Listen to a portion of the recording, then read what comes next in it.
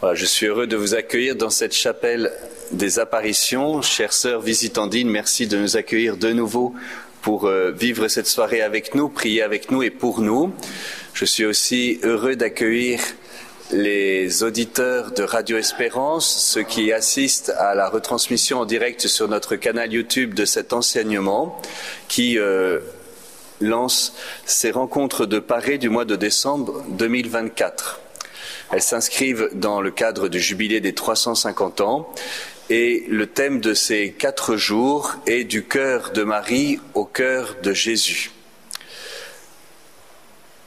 Nous avons eu la joie d'accueillir dans l'Église le décret publié par le Vatican concernant l'expérience spirituelle de Pellevoisin et qui reconnaît la validité et la fécondité de mieux connaître et d'entrer dans cette expérience spirituelle qui a été vécue. Dans ce décret, il y a eu aussi la mention du cœur de Jésus qui est comme le cœur profond du message de Pellevoisin. Évidemment, comme sanctuaire de Paray-le-Monial, nous nous sommes laissés interpeller par cette fraternité, si je puis m'exprimer ainsi, entre les sanctuaires, qui s'exprime aussi par des visites mutuelles entre le sanctuaire de Pellevoisin qui nous visite aujourd'hui, je vais présenter l'intervenant dans quelques instants, et puis à la fête de la Miséricorde, j'irai intervenir au sanctuaire de Pellevoisin, manifestant ainsi cette relation fraternelle et ces liens profonds que Dieu permet entre les différents sanctuaires. Donc aujourd'hui et demain, nous avons la joie d'accueillir le frère François, membre de la congrégation Saint-Jean, qui est présent depuis de longues années maintenant dans ce sanctuaire et qui interviendra pour nous aider à mieux rentrer dans cette expérience spirituelle vécue à Pellevoisin il y a bientôt 150 ans. Le thème de l'enseignement est « J'invoquerai le Seigneur ». J'ai invoqué au plus fort de ma misère. J'ai invoqué au plus profond de ma misère, qui nous introduira à l'heure sainte qui suivra. Nous pouvons dès à présent demander au Seigneur qu'il vienne en nous, lui le Maître intérieur, l'Esprit Saint qui vient nous enseigner. Et pour cela, invoquons-le avec foi.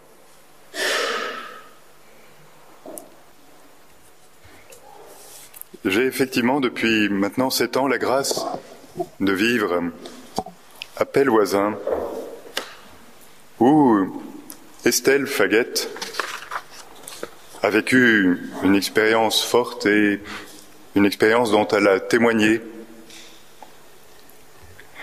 Estelle, je vais souvent prononcer son nom, c'est aussi Marguerite Marie, parce que elle est née en 1843 et en 1923, 6 ans avant sa mort, elle est entrée comme novice dans le tiers-ordre dominicain sous le nom de sœur Marguerite Marie. Elle portait dans sa jeunesse des reliques, portait sur elle des reliques de Sainte Marguerite Marie. Elle avait une grande dévotion au cœur du Christ. Et elle est entrée dans le tiers-ordre dominicain parce que près du lieu des apparitions, un monastère avait été construit, habité par des religieuses dominicaines. Effectivement, fin août, le dicastère pour la doctrine de la foi a adressé une lettre à notre archevêque, l'archevêque de Bourges, Monseigneur Jérôme Beau, à propos de l'expérience spirituelle d'Estelle Faguette. Cette lettre avait été approuvée par le pape François lors de l'audience du 22 août, en la fête de Marie-Reine. Je vais commencer par citer des extraits de cette lettre du dicastère pour la doctrine de la foi qui a donné ce qu'on pourrait dire la décision la plus favorable possible selon les nouvelles normes adoptées par l'Église, la décision la plus favorable pour nous encourager à être attentifs au témoignage d'Estelle Faguette. Elle commence, où cette lettre d'abord et son titre est éloquent.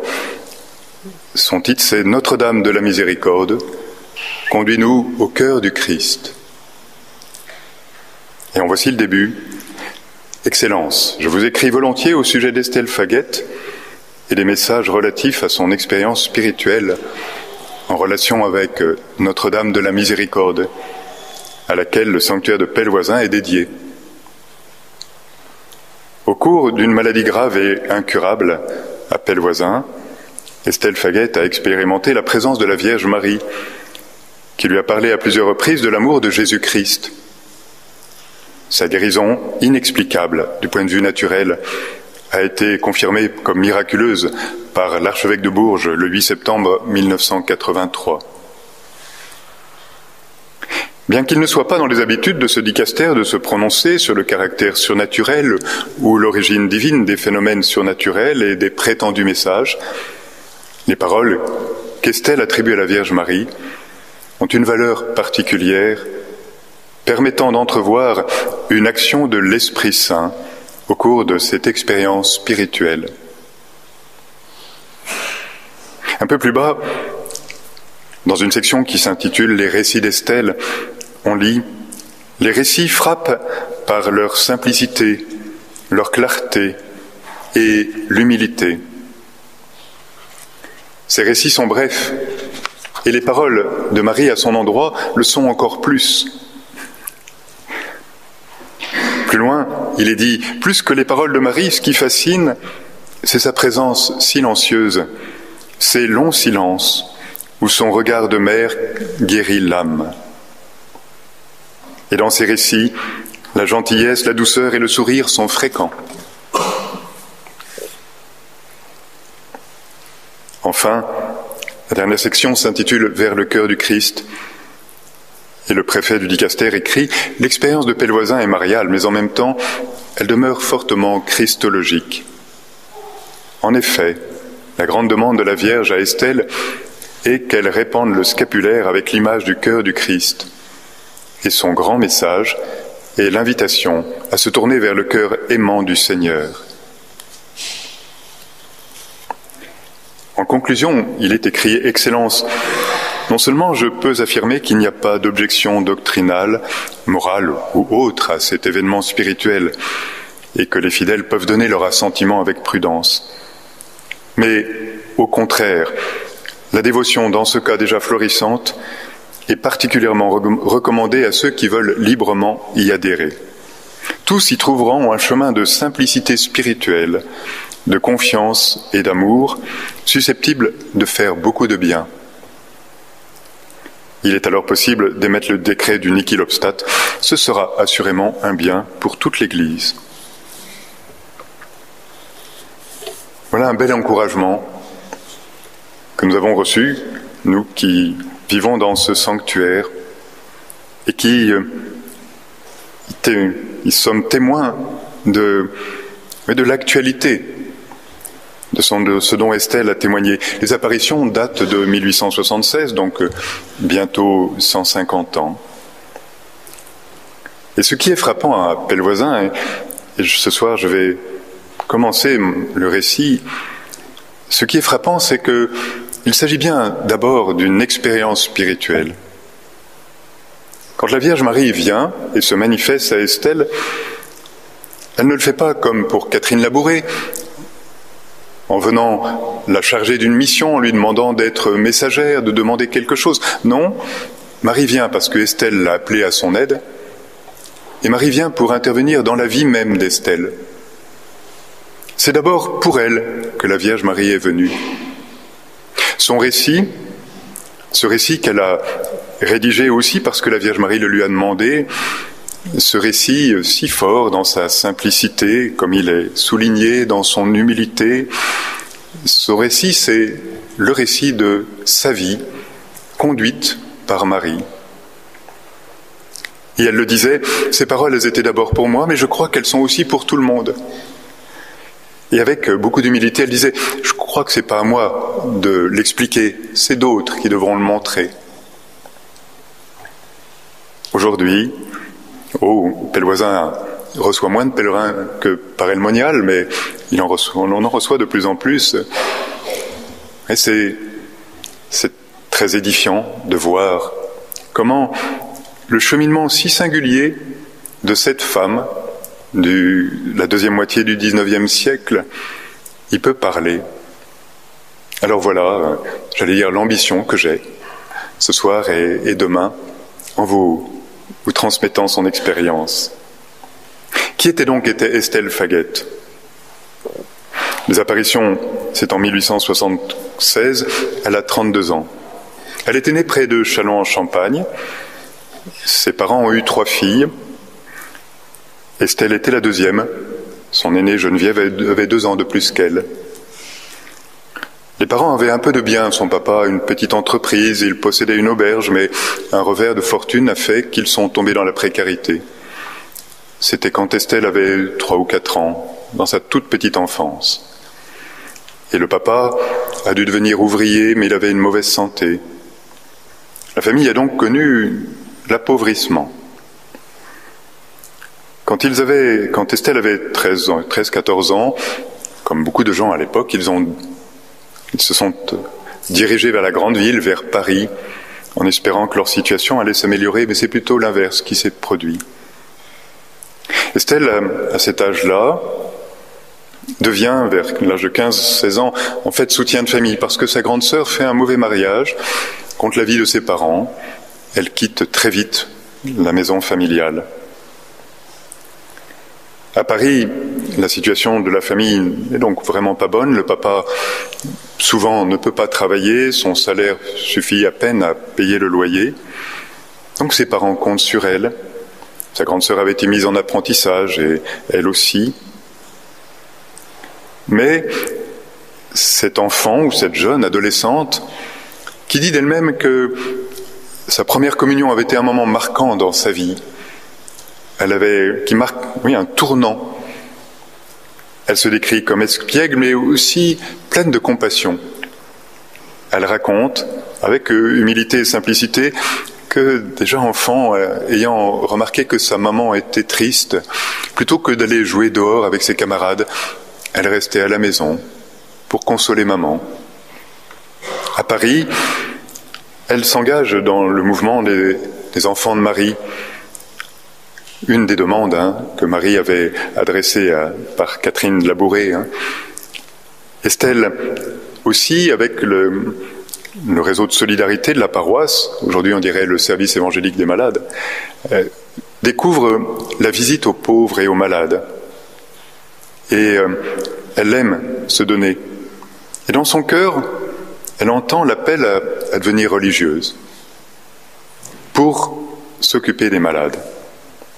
Elle raconte qu'elle vit un combat intérieur terrible pour oser en parler à ses parents et obtenir leur accord. D'ailleurs, c'est dans des circonstances un peu étonnantes. Elle dit que c'est son ange qui, dans un demi-sommeil, lui a permis de le faire. En tout cas, à l'âge de 17 ans, elle quitte ses parents pour entrer chez les Augustines de l'Hôtel-Dieu. Estelle témoigne du déchirement intérieur qu'elle vit. Sa maman est malade de chagrin pendant 3 mois, et elle le sait. Mais elle reste. Et en même temps, elle demande au Seigneur, et c'est une constante dans sa vie, elle demande au Seigneur, mais que veux-tu? Quelle est ta volonté? Elle aime sa vocation, mais au bout de 3 ans, elle fait une chute, un accident, elle se blesse le genou, si gravement qu'on pense qu'elle ne pourra plus marcher, on parle même de l'amputer, et à cause de cela, elle doit quitter le couvent, quasiment le jour de son 20e anniversaire. Nous sommes au mois de septembre 1863. Ses parents sont très heureux de la revoir. Elle porte une grande tristesse de cette vocation qui n'a pas pu aboutir. Et puis, elle a le scrupule de peser sur ses parents alors qu'elle ne peut pas se déplacer. Elle sollicite l'aide d'une fille de la charité qui non seulement trouve un médecin qui va soigner le genou d'Estelle, un deuxième ensuite prendra la relève et, à l'étonnement aussi des médecins, Estelle retrouvera parfaitement sa mobilité. Et puis cette religieuse sait que Estelle voudrait gagner de l'argent pour aider sa famille, alors elle lui trouve du travail de couture pour de riches familles.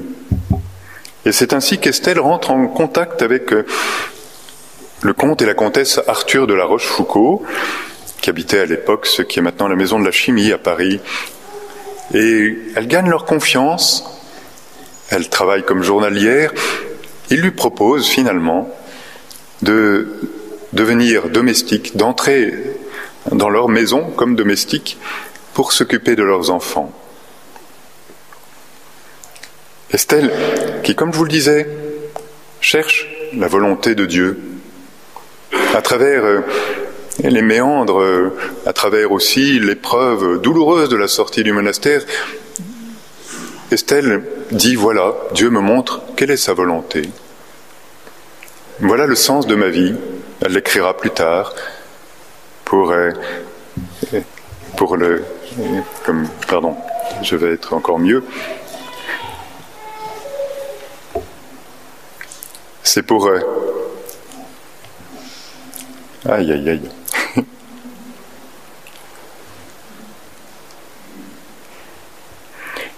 Il sait que c'est pour lui être agréable, votre fils sait que c'est pour lui être agréable, que j'ai sacrifié mon existence pour ma famille qui a tant besoin de moi. Elle fait donc ce choix, guidée par la Providence, d'entrer au service de la famille La Rochefoucauld.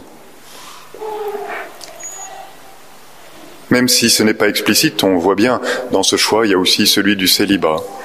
De fait, c'est pas son papa, à cette époque, est rendu incapable de travailler pendant plus d'1 an et demi. Voilà donc Estelle, elle entre au service de la famille en 1865, à 22 ans, après quand même des épisodes contrastés. La voilà qui est engagée dans un chemin de vie qui a du sens. Elle aime son travail, elle y est appréciée. Elle a gardé sa piété. De temps en temps, elle est persécutée par d'autres membres, d'autres domestiques à cause de sa foi. Elle tient bon. Dans la biographie que nous possédons d'elle, on voit aussi qu'elle a noué de belles amitiés avec d'autres jeunes femmes, de ces amitiés très incarnées et en même temps spirituelles, de celles qui se soutiennent dans la foi.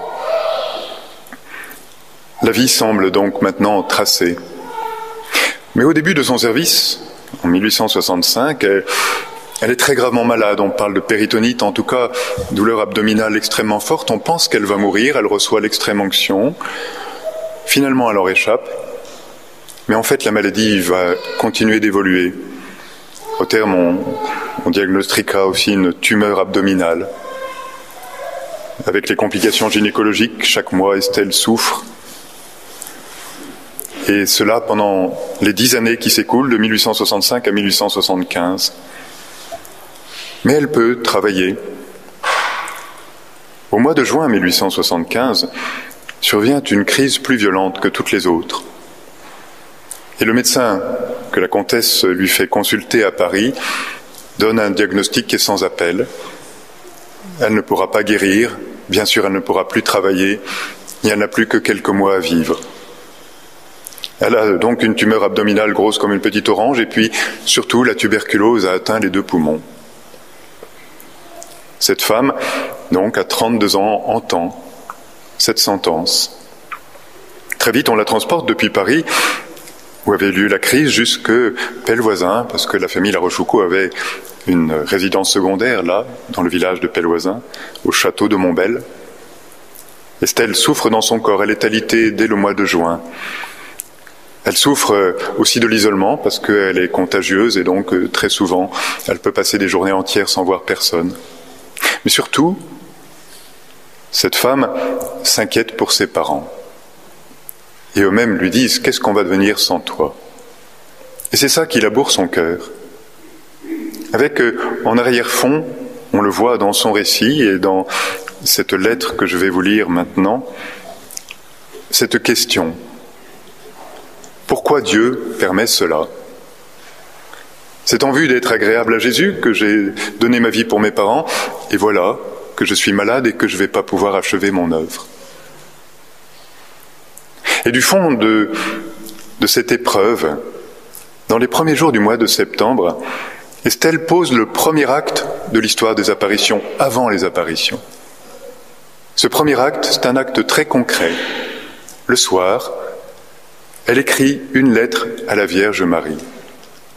Et le lendemain, elle demandera à une de ses amies d'aller déposer cette lettre devant une statue de Notre-Dame de Lourdes dans une grotte du parc du château. Comme beaucoup de gens à l'époque, la famille La Rochefoucauld avait fait dans leur parc une réplique de la grotte de Lourdes. Elle pose cet acte de supplication avec ce moyen très concret d'écrire une lettre et puis de déposer la lettre près d'une statue. Alors je vous la lis, cette supplique. Elle a été retrouvée, la Providence, ici à Pellevoisin comme dans beaucoup de lieux, elle nous a réservé beaucoup de clins d'yeux, comme on dit. En fait, la lettre d'Estelle a été retrouvée juste à la fin des apparitions, un peu plus d'un an après qu'elle ait été déposée. Comme ça, comme par hasard, pourrait-on dire. Et c'est ce qui nous vaut de pouvoir l'entendre ce soir. Ô ma bonne mère, me voici de nouveau prosterné à vos pieds.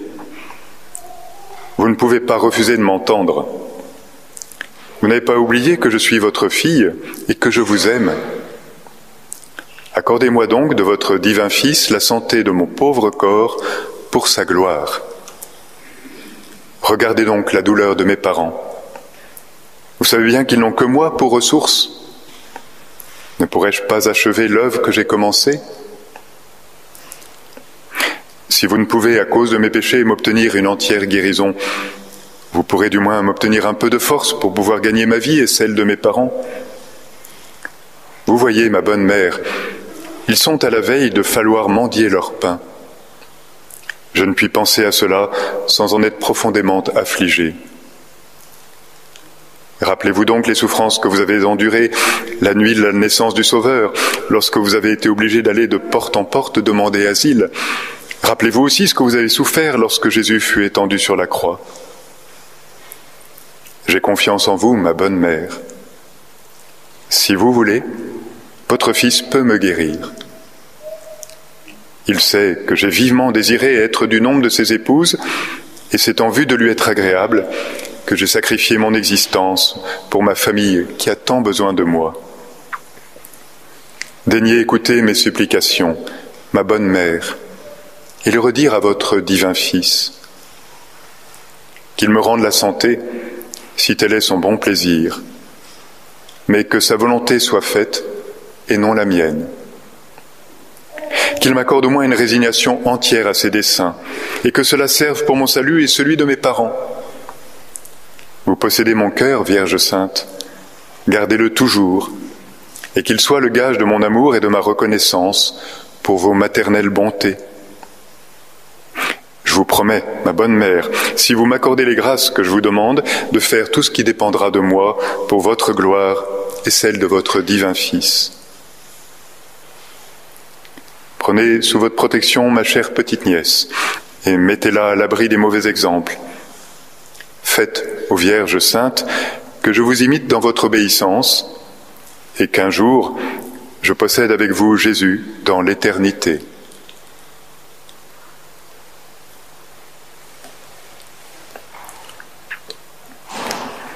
Au mois de février, la Vierge Marie lui dira à Estelle, « Ta lettre, elle a touché mon cœur et je l'ai montrée à mon fils. » Et donc la réponse viendra. Mais c'est au mois de février. Entre-temps, il s'écoule de longs mois pendant lesquels Estelle vit ce combat intérieur dont elle parle dans cette lettre. Accepter la volonté de Dieu, c'est accepter de laisser ses parents sans ressources. Qu'est-ce que Dieu veut ? De fait, son état ne fait qu'empirer. Juste avant Noël, elle reçoit l'extrême onction le 18 décembre. Et elle dit que la grâce de ce sacrement, de la confession et de la communion fait qu'elle accepte.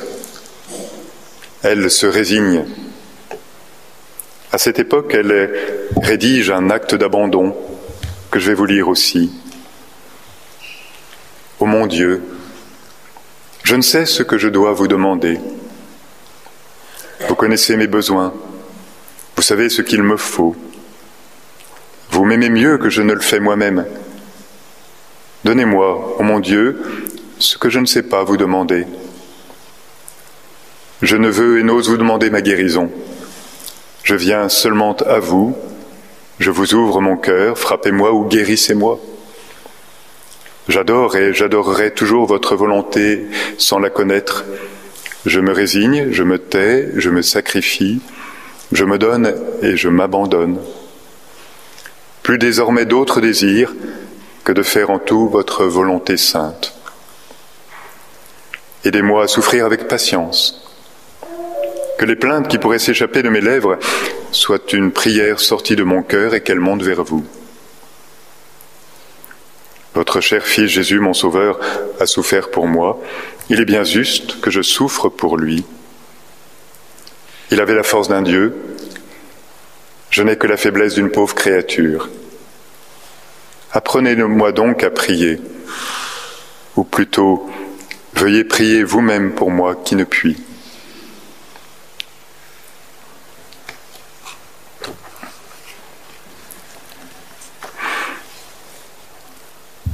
Nous allons maintenant vivre l'heure sainte, cette heure dont le Christ a demandé à Marguerite Marie que nous la vivions en nous souvenant de son agonie. Le cœur de cette petite enfant de la Vierge Marie qui s'adresse à sa mère nous parle aussi, fait écho à la prière du Fils bien-aimé qui dit « Abba ». Ce combat qu'il a voulu connaître pour nous, il trouve son écho également dans celui d'Estelle Faguette. Ce que je voudrais souligner, pour finir, c'est cette épreuve que tout disciple du Seigneur à sa suite connaît. Estelle avait combattu pour accepter au début de sa vie d'adulte les desseins de Dieu et elle avait trouvé quelque chose qui donnait sens à sa vie. Mais quand les événements semblent venir contredire tout cela, quand le sens semble s'effacer, comment vivre là encore la confiance ? Jésus nous l'a montré, et dans l'expérience d'Estelle Faguette, c'est très touchant. L'acte de la demande, il nourrit l'espérance. Le pape Benoît XVI, dans son encyclique sur l'espérance, le dit avec tellement de force. La Vierge Marie, quand elle apportera la réponse à Estelle, mettra en lumière ce fait que l'acte même de se tourner, l'acte même de devenir comme un pauvre, de s'adresser avec aussi ce caractère si cordial de cette lettre, « Vous savez que je vous aime, vous n'avez pas oublié, ressouvenez-vous ». Cet acte-là, il est filial. Il fait grandir la vie, il nourrit l'espérance.